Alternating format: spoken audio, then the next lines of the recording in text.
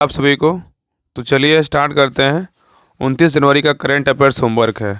इसमें जो सर के द्वारा जो होमवर्क दिया गया है पेज नंबर कितना 41 से 45 तक है, तो इसको कंप्लीट करते हैं। इसमें जो टॉपिक है ना, थोड़ा सा टॉपिक पिछले क्लास में हम करवा चुके हैं, उसको थोड़ा सा रिकॉल कर देते हैं, ठीक है। इसमें टॉपिक था महिलाओं पर संयुक्त राष्ट्र कन्वेंशन था। क्या था? महिलाओं पर संयुक्त राष्ट्र कन्वेंशन था। और इसमें जो कुछ पॉइंट था ना कि सितंबर 2024 में 4 देशों, कौन कौन देश था?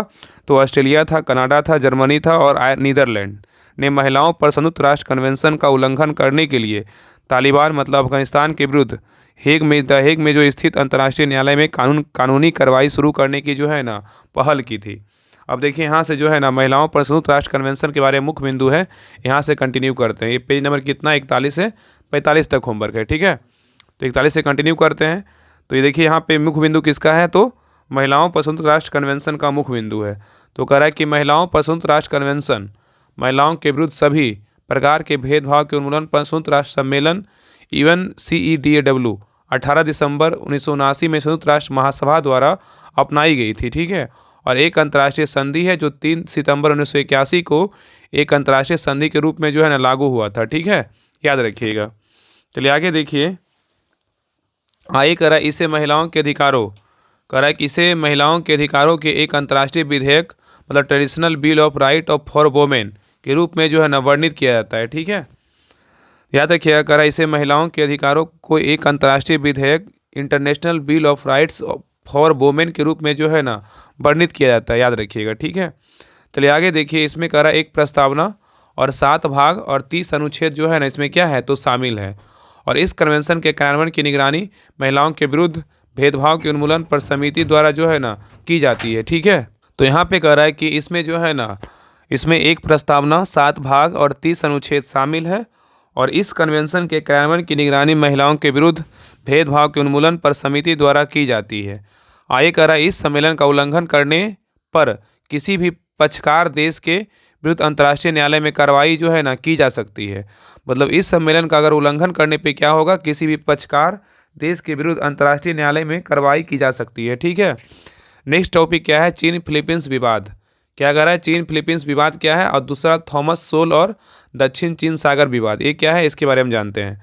इसका देखिए पॉइंट कर रहा है कि हाल ही में फिलीपींस ने दावा किया है कि दूसरे थॉमस सोल के पास जो है चीन के तटरक्षक जहाज़ों ने उसकी नावों के साथ जो है टकराव किया है, ठीक है। तो यहाँ पे कह रहा है ना कि हाल ही में फिलीपींस ने दावा किया है कि दूसरे थॉमस सोल के पास चीन के तटरक्षक जहाज़ों ने उसकी नावों के साथ टकराव किया है। आगे देखिए दूसरा थॉमस सोल के बारे में कह रहा है। दूसरा थॉमस सोल कह रहा है यह एक जो है ना आंसू बूंद के आकार का जो है ना एटोल मतलब प्रवाल द्वीप है, जिसकी उत्तर दक्षिण में लंबाई जो है 11 समुद्री क्या है तो मील है। और यह मूंगा चट्टानों से क्या है घिरा हुआ है। जो दूसरा थॉमस सोल है ना उसके बारे में कह रहा है। चलिए आगे देखिए। कह रहा है कि फिलीपींस ने पहली बार 1990 के दशक के अंत में इस पर कब्जा किया था, ठीक है। तो यहाँ पे कह रहा है कि फिलीपींस ने पहली बार 1990 के दशक के अंत में इस पर कब्जा किया और इसे फिलीपींस में आयुगीन और चीन में रेनाई द्वीप के नाम से जाना जाता है। और ये क्षेत्र विश्व के सबसे जो है ना सबसे व्यस्तम व्यापारिक रास्तों में से है, ठीक है। चलिए आगे देखिए। कह रहा है कि फिलीपींस ने इसके डूबे हुए BRP सेदा मादरे जहाज पर एक चौकी स्थापित की। और फिलीपींस का दावा है कि यह तट जो है ना उसकी विशेष आर्थिक क्षेत्र मतलब EEZ के भीतर क्या है तो स्थित है, ठीक है। तो आगे देखिए। कह रहा है वही चीन ऐतिहासिक और विवादास्पद 9 डैश लाइन के आधार पर द्वितीय थॉमस सोल सहित दक्षिण चीन सागर के अधिकांश हिस्से पर जो है ना संप्रभुता का दावा करता है, ठीक है। और देखिए नेक्स्ट पॉइंट क्या है विवाद, इसके बारे में जानते हैं। तो कह रहा है कि चीन दक्षिण चीन सागर के लगभग 80% हिस्से पर अपना दावा करता आया है, ठीक है। तो चीन कह रहा है ना चीन दक्षिण चीन सागर के लगभग चीन जो है दक्षिण चीन सागर के लगभग 80% हिस्से पर क्या कर रहा है तो अपना दावा करते आया है। वही तो हमेशा देखिए चीन का तो हर जगह हुई रहता है, हर देश में इतना मेरा है इतना मेरा है। आगे देखिए। कह रहा है कि वर्ष 1947 में चीन ने पहली बार 11 डैश लाइन के माध्यम से दक्षिण चीन सागर पर अपना दावा पेश किया था, ठीक है। तो यहाँ पे कह रहा है ना कि वर्ष 1947 में चीन ने पहली बार 11 डैश लाइन के माध्यम से दक्षिण चीन सागर पर अपना दावा पेश किया था।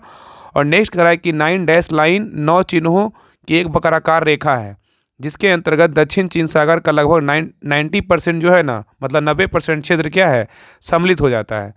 आगे कह रहा है कि वर्ष 1949 में पीपुल्स रिपब्लिक ऑफ चाइना के गठन के बाद टोकिन की खाड़ी को 11 डैश लाइन से बाहर कर 9 डैश लाइन को जो है ना अस्तित्व में लाया गया। ठीक है, तो यहाँ पे कह रहा है कि वर्ष 1949 में पीपुल रिपब्लिक ऑफ चाइना के गठन के बाद टोकिन की खाड़ी को 11 डैश लाइन से बाहर कर 9 डैश लाइन को अस्तित्व में लाया गया। ठीक है, चलिए आगे देखिए। आगे कह रहा है इसके बाद वर्ष 1958 में जारी चीन के घोषणा पत्र में भी 9 डैश लाइन के आधार पर दक्षिण चीन सागर के द्वीपों पर अपना दावा किया गया। नेक्स्ट है, चीन के मानचित्र पर बनी 9 डैश लाइन के अंतर्गत आने वाले जलीय क्षेत्र को ताइवान, फिलीपींस, वियतनाम, ब्रुनेई व मलेशिया के जलीय क्षेत्र में के जो है ना ओवरलैप करते हैं। ठीक है, तो यहाँ पे कह रहा है ना कि चीन के मानचित्र पर बनी 9 डैश लाइन के अंतर्गत आने वाले जलीय क्षेत्र को ताइवान, फिलीपींस, वियतनाम, ब्रुनेई व मलेशिया के जलीय क्षेत्र ओवरलैप करते हैं। नेक्स्ट है, वर्ष 2016 में वर्ष 2016 में अंतर्राष्ट्रीय अधिकरण ने 9 डैश लाइन को विधिक रूप से आधारहीन घोषित कर दिया था, परंतु चीन ने इस निर्णय को मानने से जो है इनकार कर दिया था। ठीक है, आगे कह रहा है चीन इस क्षेत्र में लगातार कृत्रिम द्वीपों का निर्माण कर रहा है। इसके बाद कई एशियाई देशों ने चीन के साथ इस कदम से असहमति जताई। तब से जो है ना इस क्षेत्र के पर जो है विवाद क्या है, तो कायम है। नेक्स्ट देखिए क्या कह रहा है कि दक्षिण चीन सागर में फिलीपींस को भारत का समर्थन। दक्षिण चीन सागर में फिलीपींस को भारत का क्या है, समर्थन है। तो कह रहा है कि हाल ही में दक्षिण चीन सागर पर चीन के साथ विवाद के बीच भारत के विदेश मंत्रालय ने फिलीपींस द्वारा अपनी राष्ट्रीय संप्रभुता को बनाए रखने में फिलीपींस का दृढ़ता से जो है ना समर्थन किया है। मतलब भारत जो है ना फिलीपींस को क्या किया, समर्थन किया। ठीक है, आगे कह रहा है कि वर्ष 2024 में फिलीपींस और भारत के बीच राजनयिक संबंधों के 75 वर्ष पूरे होने जा रहे हैं। तो कह रहा है ना कि वर्ष 2024 में फिलीपींस और भारत के बीच राजनयिक संबंधों के 75 वर्ष पूरे होने जा रहे हैं, और यह सफर दोनों देशों के बीच जो है एक परिवर्तनकारी साझेदारी का क्या है, तो मतलब प्रतीक है। तो भारत और फिलीपींस के बीच जो है ना राजनयिक संबंध बोले कितने वर्ष पूरे हुए हैं, तो 75 वर्ष। कितना वर्ष, 75 वर्ष। ठीक है, चलिए आगे देखिए। नेक्स्ट टॉपिक क्या है, ब्रिटेन और बांग्लादेश में नस्लीय हिंसा। क्या है टॉपिक, तो ब्रिटेन और बांग्लादेश में नस्लीय हिंसा, इसके बारे में जानते हैं। तो कह रहा है कि ब्रिटेन में बसना लोगों का जो है ना सपना हुआ करता है। ठीक है, तो कह रहा है ब्रिटेन में बसना लोगों का सपना हुआ करता है, लेकिन ब्रिटेन की ड्रीम सिटीज अब दंगा सिटी बन गई है। ठीक है, तो यहाँ पे कह रहा है ना कि ब्रिटेन में बसना लोगों का सपना हुआ करता है, लेकिन ब्रिटेन की ड्रीम सिटीज अब दंगा सिटी बन गई है। कुछ कट्टरपंथी जमातों की वजह से ताकतवर ब्रिटेन की प्रतिष्ठा खाक में मिल गई है। एक नहीं, दो नहीं, बल्कि ब्रिटेन के कई शहर दंगों की आग में जो है ना झुलसे हैं। राजधानी लंदन से लेकर टेक्सटाइल कैपिटल मैनचेस्टर को दंगाइयों ने आग के हवाले जो है ना कर दिया है। ठीक है, आगे कह रहा है कि दरअसल ब्रिटेन के साउथपोर्ट में 3 बच्चियों की हत्या के बाद आप्रवासियों के खिलाफ हिंसक प्रदर्शन शुरू हुआ, और साउथपोर्ट स्थित डांस वर्कशॉप में एक सिरफरे चाकूबाज ने 3 बच्चियों की चाकू घोंप कर जो है ना हत्या कर दी, जिसके बाद हिंसा जो है ना भड़क उठी, और आरोपी अस्ताकुबाना पर ही इन तीनों बच्चियों की हत्या का जो है ना आरोप लगा है। ठीक है, आगे कह रहा है कि 9 वर्षीय एलिस डे सिल्वा अगुइर ने 7 वर्षीय एल्सी डॉट स्टैनकोव और 6 वर्षीय बेबी किंग की हत्या के लिए जो है ना हत्या का आरोप है। इसके अलावा उस पर हत्या के प्रयास के 10 मामले भी जो है ना दर्ज हैं। नेक्स्ट कह रहा है कि ब्रिटेन में 3 छोटी बच्चियों की मौत के बाद फैली एक अफवाह ने हिंसा की आग में पेट्रोल डाल दिया, और वहां सोशल मीडिया पर अफवाह फैल गई कि सदीगंज चाकूबाज आरोपी एक मुस्लिम युवक है, और इसके बाद ब्रिटेन में स्थानीय अंग्रेज आप्रवासी इस्लामिक कट्टरपंथियों के बीच जो है ना झड़प क्या हुआ, शुरू हो गई। ठीक है, आगे कह रहा है कि जबकि वही बांग्लादेश में हिंसा और शेख हसीना सरकार के खिलाफ विरोध प्रदर्शन के बाद प्रधानमंत्री शेख हसीना जो है ना इस्तीफा दे दिया और ढाका छोड़कर भारत पहुंच गई, और अर्थशास्त्री से राजनेता बने यूनुस को अंतिम सरकार का जो है ना प्रमुख नियुक्त किया गया। मालूम हो कि यूनुस को जो है ना माइको लेडिंग कह रहा है कि मालूम हो कि यूनुस को जो है ना माइको लेडिंग पर जो है आगे कह रहा है उनके अग्रणी कार्य के लिए जो है ना वर्ष 2006 में नोबेल शांति पुरस्कार से जो है ना सम्मानित किया गया था। ठीक है, नेक्स्ट टॉपिक क्या है, उच्च समुद्र संधि या क्या है समुद्र जैव विविधता संरक्षण का अंतर्राष्ट्रीय प्रयास, इसके बारे में जानते हैं। तो कह रहा है कि हाल ही में केंद्रीय मंत्रालय ने समुद्री जैव विविधता संरक्षण से संबंधित जो है ना संयुक्त राष्ट्र उच्च समुद्र संधि पर हस्ताक्षर करने की जो है ना मंजूरी दे दी है। आधिकारिक स्तर पर इस संधि को जो है राष्ट्रीय क्षेत्राधिकार पर से परे संयुक्त राष्ट्र जैव विविधता समझौता, United Nation agreement on biodiversity, B जो है ना beyond nation jurisdiction BBNJ agreement के जो है रूप में जाना जाता है। ठीक है, तो यहाँ पे कह रहा है ना उस समुद्री संधि के बारे में कह रहा है कि हाल ही में केंद्रीय मंत्रिमंडल ने समुद्री जैव विविधता संरक्षण से संबंधित संयुक्त राष्ट्र उच्च समुद्री संधि पर हस्ताक्षर करने की मंजूरी दे दी है और आधिकारिक स्तर पर इस संधि को जो है राष्ट्रीय क्षेत्राधिकार से परे संयुक्त राष्ट्र जैव विविधता समझौता जो है ना के रूप में जो है ना जाना जाता है। ठीक है, चलिए आगे देखिए, कह रहा है कि क्या है उस समुद्र, मतलब क्या है ना उस समुद्र, मतलब हाई सीज, इसके बारे में हम देखते हैं। तो कह रहा है अंतर्राष्ट्रीय कानून के अनुसार उस समुद्र को उन महासागरीय क्षेत्रों के रूप में परिभाषित किया जाता है जो अन्य आर्थिक क्षेत्र, प्रादेशिक समुद्र या किसी देश के आंतरिक जल में जो है ना शामिल नहीं होते हैं।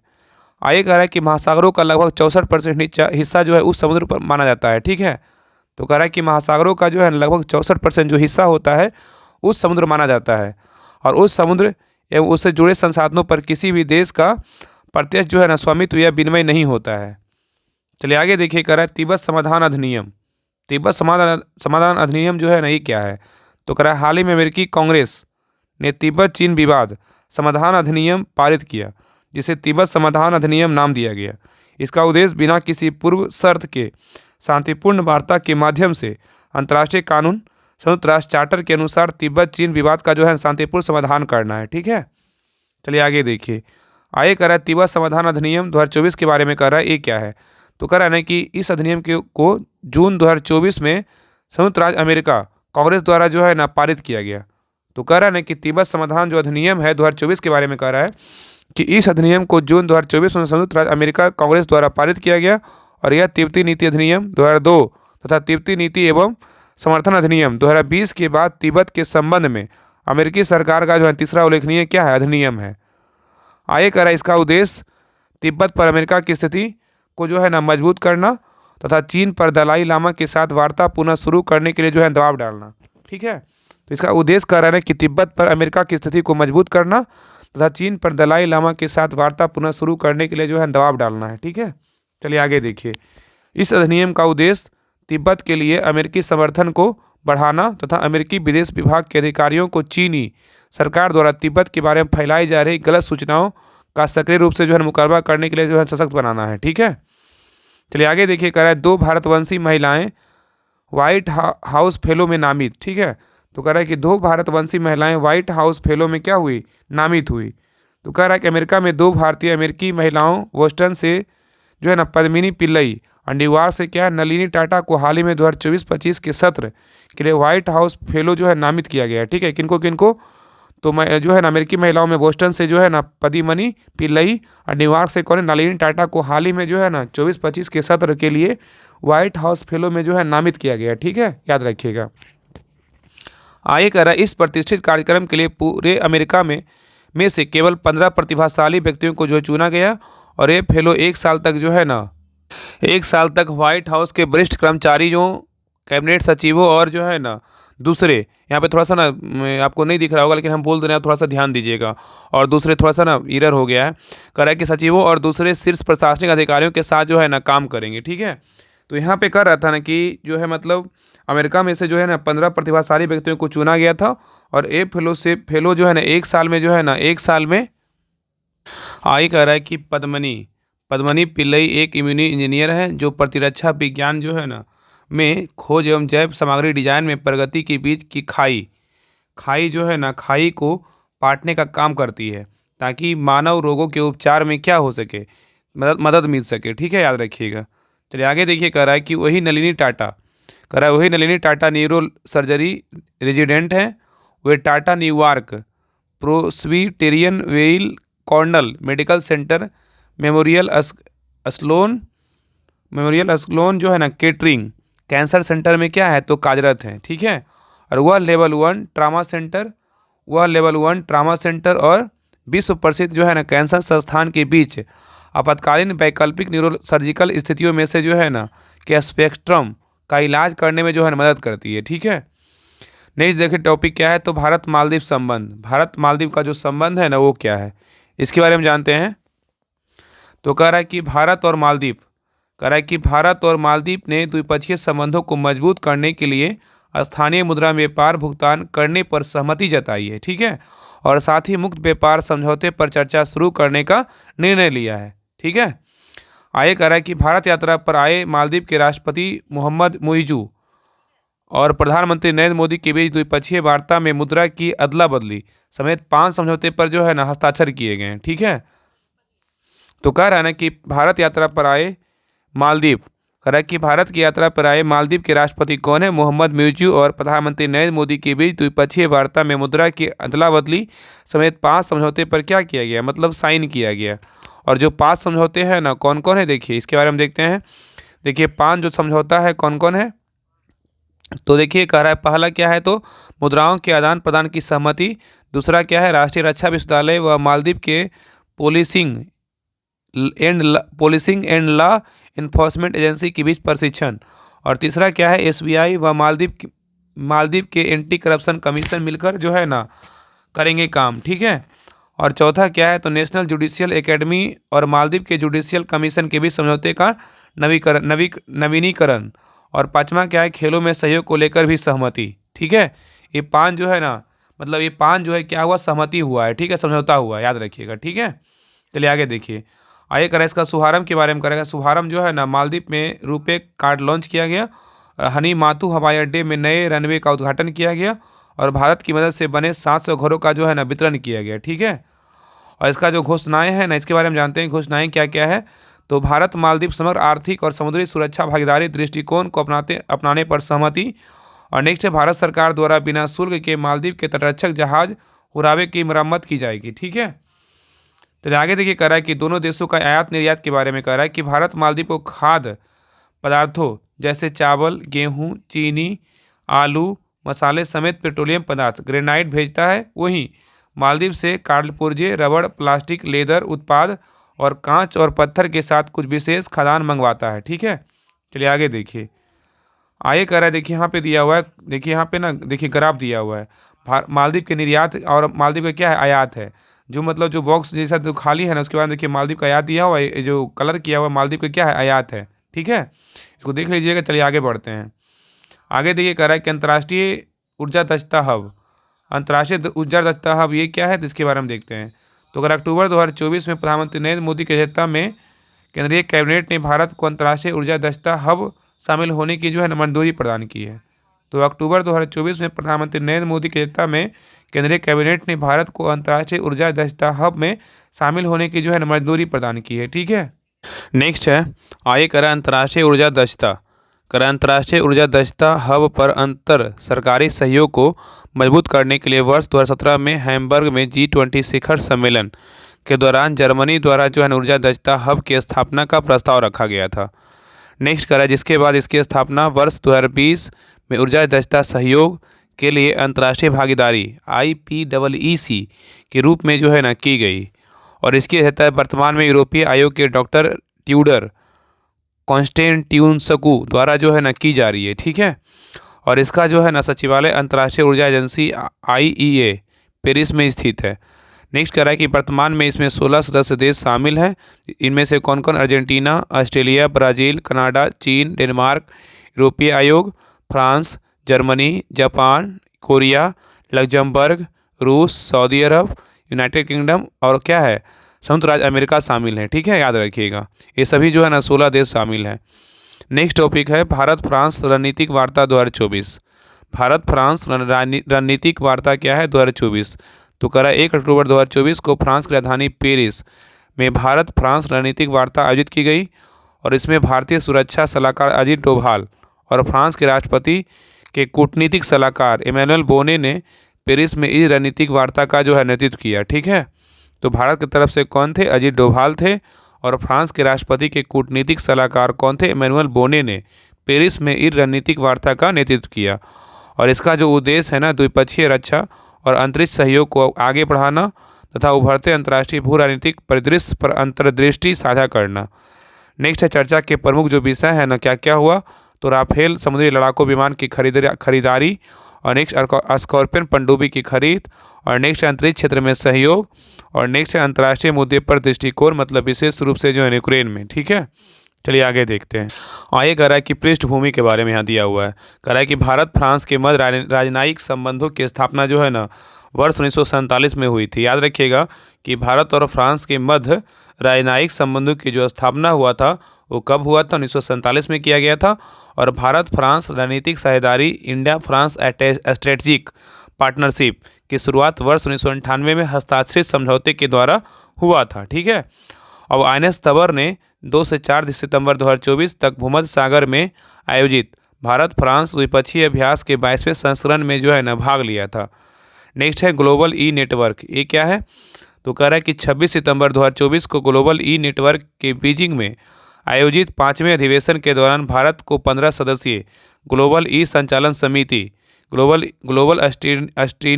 स्टीयरिंग कमेटी का सदस्य जो है ना चुना गया।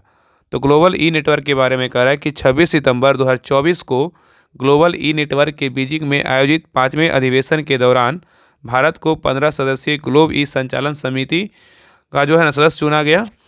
नेक्स्ट कह रहा है कि ग्लोबल ई नेटवर्क के बारे में कह रहा है, ग्लोबल ई नेटवर्क के बारे में तो कह रहा है ग्लोबल ई नेटवर्क एक वैश्विक मंच है जो भ्रष्टाचार और सीमा पार वित्तीय अपराधों के मामलों का जो है ना पता लगाने और जांच करने और मुकदमा चलाने के लिए जो है ना विश्व स्तर पर अंतर्राष्ट्रीय सहयोग को बढ़ावा देता है। ठीक है, आगे कह रहा है ग्लोबल ई नेटवर्क वर्ष 2020 में G20 देशों द्वारा समर्थित एक पहल थी।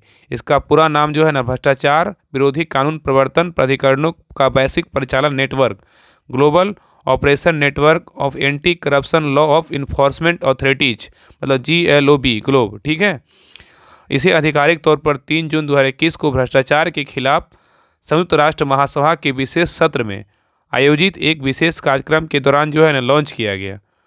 नेक्स्ट देखिए इसका कार्य क्या है। कार्य के बारे में कह रहा है ग्लोबल ई नेटवर्क के माध्यम से दुनिया भर की एजेंसियों सर्वोत्तम भ्रष्टाचार रोधी प्रथाओं और आपराधिक खुफिया जानकारी साझा करती है और रणनीतियाँ विकसित करती है और भ्रष्टाचार से निपटने के लिए जो है साझा उद्देश्य में सहयोग करती है। और वर्तमान में सदस्य बोलेगा तो 121 सदस्य देश और 219 जो है सदस्य प्राधिकरण है। नेक्स्ट टॉपिक क्या है? Asia power index. इसके बारे में जानते हैं। एशिया पावर इंडेक्स जो है ना क्या है? तो कह रहा है कि हाल ही में जारी एशिया पावर इंडेक्स में जापान को पीछे छोड़ते हुए भारत तीसरी सबसे बड़ी शक्ति बन गया है। ठीक है, तो कह रहा है ना कि एशिया पावर इंडेक्स में कह रहा है कि हाल ही में जारी एशिया पावर इंडेक्स में जापान को पीछे छोड़ते हुए भारत तीसरी सबसे बड़ी जो है ना शक्ति बन गया है, जो इसके बढ़ते भूराजनीतिक स्थिति को दर्शाता है।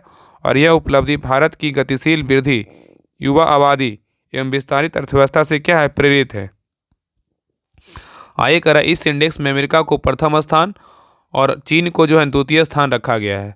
मतलब जो है ना ग्लोबल जो है ना इसमें याद रखिएगा क्वेश्चन पूछेगा एशिया पावर इंडेक्स में जो है ना पहले स्थान पे कौन है? तो याद रखिए प्रथम स्थान पे चीन है और दूसरे स्थान पे मतलब प्रथम स्थान पे जो अमेरिका को रखा गया, अमेरिका को प्रथम स्थान पे। ठीक है, और चीन को जो है ना दूसरे स्थान पे रखा गया है। ठीक है, याद रखिएगा।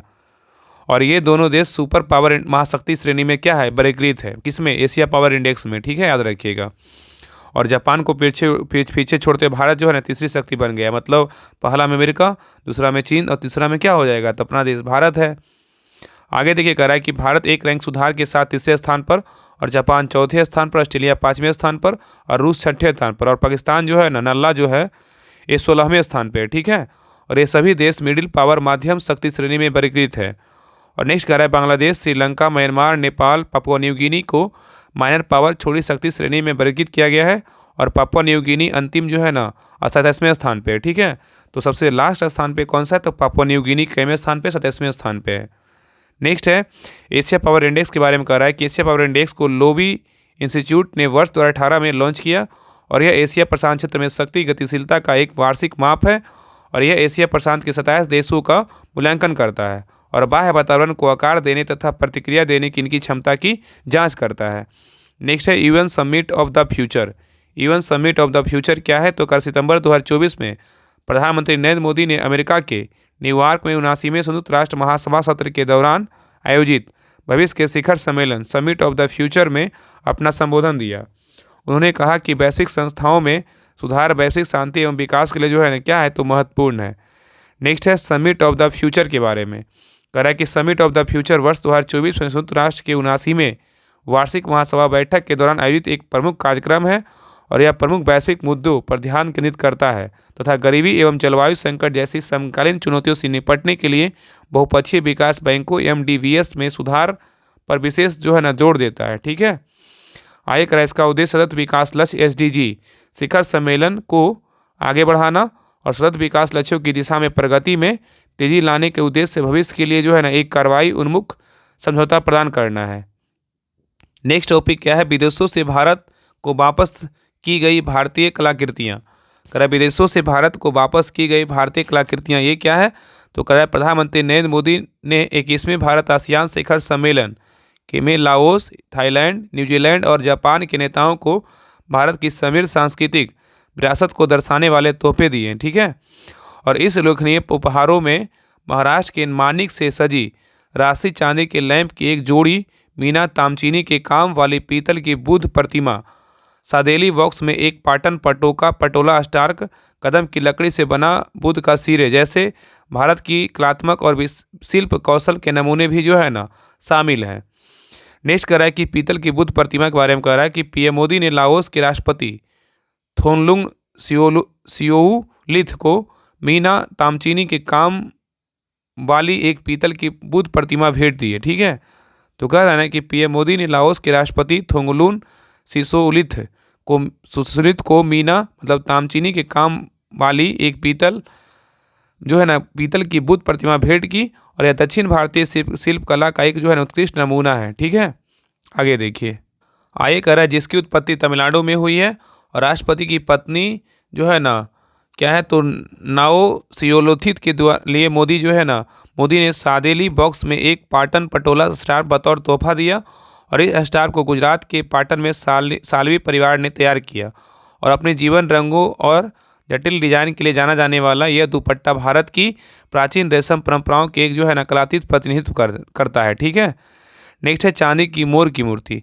चांदी की मोर की मूर्ति बारे में कह रहा है कि मोदी ने जापान के प्रधानमंत्री शिगेरू इशिबा को पश्चिम बंगाल में तैयार शानदार नक्काशी वाली चांदी की मोर मूर्ति भेंट की। यह शिल्पकला पारंपरिक धातु कला की पहचान है जिसमें सटीक विवरण और सांस्कृतिक प्रतीकवाद का संयोजन है जो इस क्षेत्र में कलात्मक विरासत को दर्शाता है। और इस मूर्ति में एक राशि मोर है जो भारतीय संस्कृति में सुंदरता, शान और गौरव का प्रतीक है और यह मोर संतुलित मुद्रा में क्या है चिन्हित किया गया है। नेक्स्ट कह रहा है कि चांदी के लैंप, इसके बारे में कह रहा है चांदी के लैंप क्या है तो PM मोदी ने न्यूजीलैंड के PM क्रिस्टोफर लक्सन को महाराष्ट्र के मनिक से सजे राशि चांदी के लैंप की एक जोड़ी भेंट की और झालर वर्क और कीमती पत्थरों से बना यह चांदी का दिया भारतीय शिल्प कौशल एक उत्कृष्ट नमूना है और चांदी के दियों की यह जोड़ी भारतीय कारीगरों को बेजोड़ शिल्प कौशल को दर्शाती है। 92.5% चांदी से बने ये दिए कोल्हारपुर की चांदी की कलात्मक की कलातीत सुंदरता के क्या है प्रमाण है। ठीक है, याद रखिएगा। तो ये 92.5% चांदी से बने ये दिए कोल्हारपुर की चांदी की कलात्मक की कालातीत सुंदरता के प्रमाण है। ठीक है, आगे कह रहा है कि लकड़ी की मेज। मोदी ने थाई प्रधानमंत्री को पदभार ग्रहण करने की बधाई देते हुए लद्दाख में बनी एक कम ऊंचाई वाली लकड़ी की मेज भेंट की है। वही सीनावात्रा ने भी मोदी को उनके ऐतिहासिक तीसरे कार्यकाल के लिए क्या की शुभकामनाएं दी। नेक्स्ट है अमेरिका ने 297 प्राचीन कलाकृतियों को भारत को लौटाई। कह रहा है अमेरिका ने 297 प्राचीन कलाकृतियाँ भारत को लौटाई। तो कह रहा है प्रधानमंत्री नरेंद्र मोदी की अमेरिका यात्रा के दौरान अमेरिका ने 297 प्राचीन कलाकृतियाँ भारत को लौटाई है जिन्हें तस्करी करके देश से बाहर ले जाया गया तथा उसे करीब 4000 साल पुरानी एक मानव आकृति भी शामिल है। आगे करा कि तांबे से निर्मित यह कृति उत्तर भारत की मानी जा रही है और भारत को लौटाए 2000 ईसा पूर्व से लेकर 1900 ईस्वी तक के पुनरावशेषों ज़्यादातर पूर्वी भारत की टेराकोटा कलाकृतियाँ हैं और अन्य वस्तुएं पत्थर, धातु, लकड़ी तथा हाथी के दांत से निर्मित हैं और देश के विभिन्न भागों से क्या है संबंधित हैं।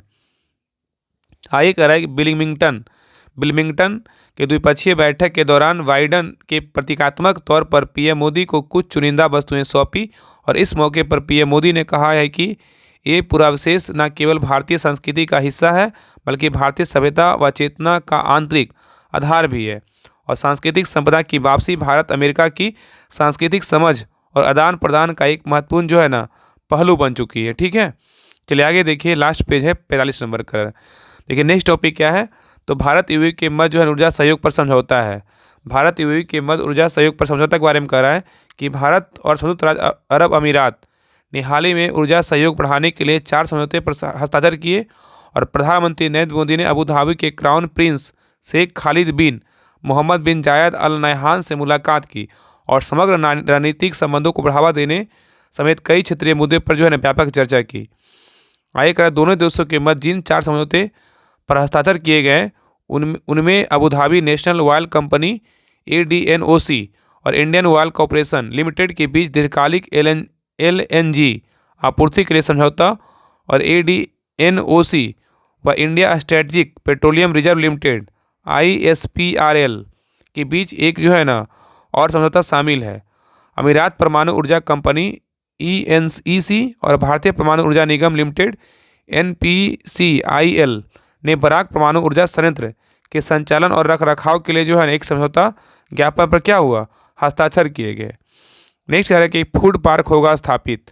इसके बारे में कह रहा है कि चौथा समझौता ऊर्जा भारत और ADNOC के बीच Abu Dhabi onshore block A के लिए उत्पादन रियायत का हुआ और भारत में फूड पार्क स्थापित करने के लिए गुजरात सरकार और Abu Dhabi developmental holding company PJSC के बीच जो है ना SSC के बीच एक अलग क्या हुआ, समझौता हुआ। ठीक है, फूड पार्क होगा स्थापित, इसके बारे में कह रहा है। ठीक है, तो कह रहा है कि चौथा समझौता ऊर्जा भारत और ADNOC के बीच Abu Dhabi onshore block A के लिए उत्पादन रियासत का हुआ और भारत में फूड पार्क स्थापित करने के लिए गुजरात सरकार और Abu Dhabi developmental holding company PJSC के बीच एक अलग जो है ना समझौता हुआ। ठीक है, गुजरात और किसके, अबू धाबी डेवलपमेंटल होल्डिंग के बीच। ठीक है, याद रखिएगा। और बीते वर्षों में ऐसे मजबूत होंगे दोनों देशों के संबंध।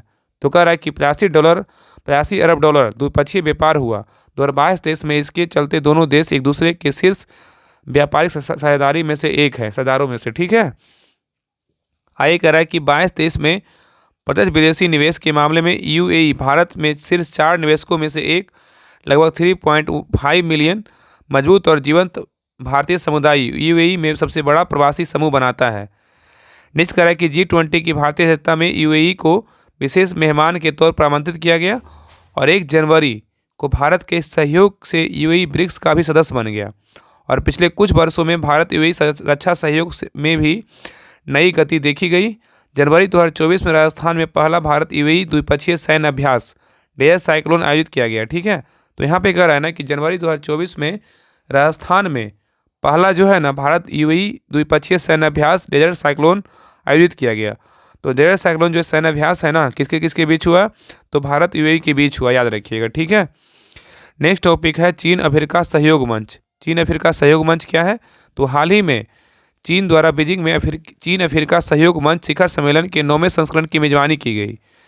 नेक्स्ट है चीन अफ्रीका सहयोग मंच के बारे में कह रहा है कि परिचय के बारे दिया हुआ है। कह रहा है चीन अफ्रीका सहयोग मंच forum on China Africa cooperation FOCAC people's republican of China और अमेरिका के राष्ट्रों के बीच एक आधिकारिक मंच है।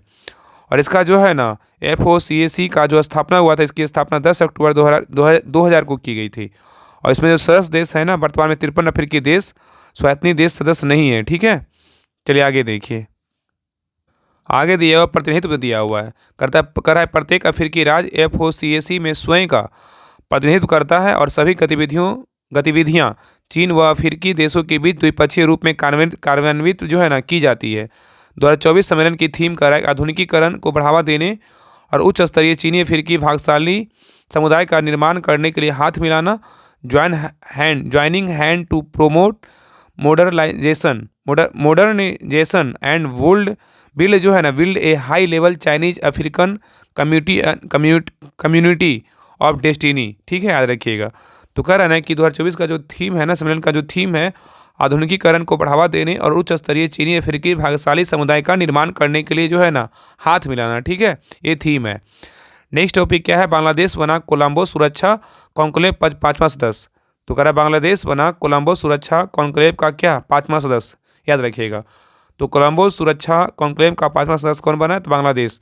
तो कह रहा है 2024 में जुलाई 2024 में बांग्लादेश के कोलंबो सुरक्षा कॉन्क्लेव CSC के 5वें सदस्य के रूप में आधिकारिक तौर पर शामिल किया गया और यह घोषणा मॉरिशस के वर्चुअली आयोजित हुई 8वीं उपराष्ट्रीय सुरक्षा सलाहकार स्तर की बैठक के दौरान की गई।